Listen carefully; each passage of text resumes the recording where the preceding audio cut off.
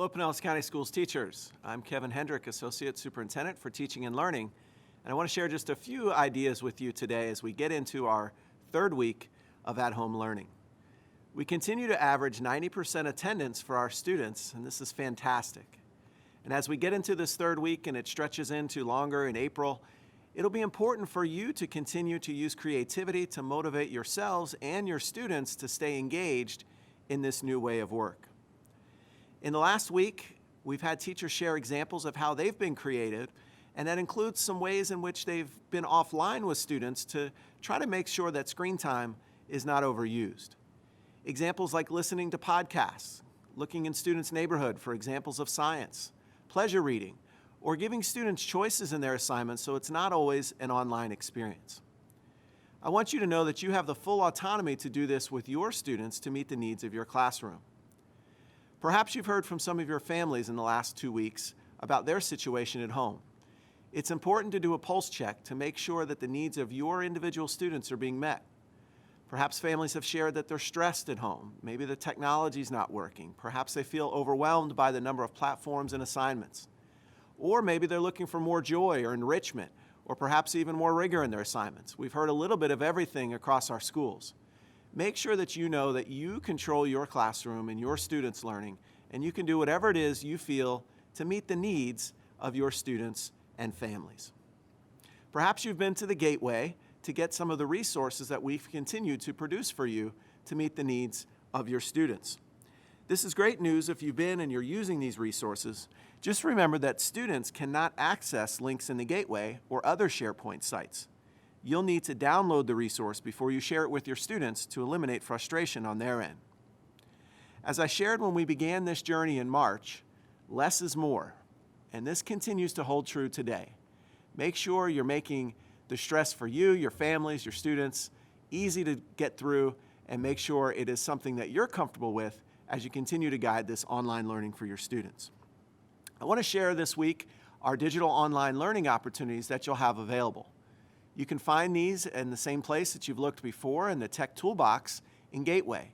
Click on the Microsoft Teams link and you'll see the daily opportunities available to you for digital online learning. First, we'll continue to have those teacher office hours where you can ask questions. You can submit the questions in these live office hours Monday through Friday from 8:30 to 10. You may also submit questions at msteams@pcsb.org. It helps to take screenshots and send them when you ask questions. So if you have a specific question you know you want to ask, take a screenshot to send. In addition, the team will continue to present webinars on new tools to make your job easier as an online instructor. Topics for this week include PowerPoint, OneNote Class Notebook, Windows 10, and Safari Montage. For PowerPoint, many teachers are leveraging this familiar platform to deliver lessons. However, in Microsoft Teams, there's some key tips and tricks that you might be able to avail yourself to help make the experience better for your students and yourself. Tune in Wednesday and Thursday this week at 1 o'clock to learn more about using PowerPoint in a Teams environment. When it comes to Windows 10, all of us have been spending our days using this platform for instruction. There are lots of key shortcuts that might be helpful to you, and we want to share those with you. For example, you can mute your microphone or blur your background screen really easy with some Microsoft keyboard shortcuts. You can also use the Siri-like feature on Windows 10.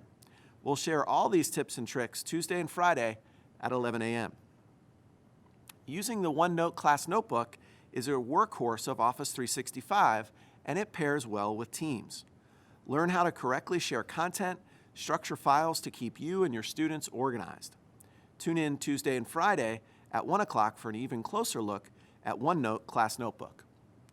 Finally, using Safari Montage, you can use this powerful resource to share video and create lessons, and also have some rich visual content to support learning. If you're sending your students to YouTube for lessons, you can get rid of those ads and extraneous content by uploading them to Safari Montage and sharing the link from there. Learn more about the power of Safari Montage this Wednesday and Thursday at 11 a.m. Links for each of these sessions will be posted at the top of the Tech Toolbox Teams blog each day. And speaking of the blog, everything we've been learning about and working with in teams the last couple weeks is posted there, and it's updated daily. I encourage you to look at the blog because chances are the answers to your questions are there. Visit the site frequently. As we continue with this week, I encourage you to be creative for yourself and your students to keep our students motivated and keep yourself fresh as we go into this third week in April.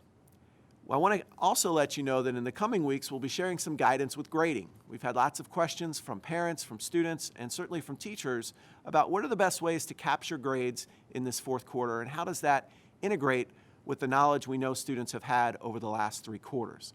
We'll be giving you more guidance as the state takes up some different looks at that, and we do as a district as well, so look for that perhaps next week and beyond. Let's make it a great week in Pinellas County Schools.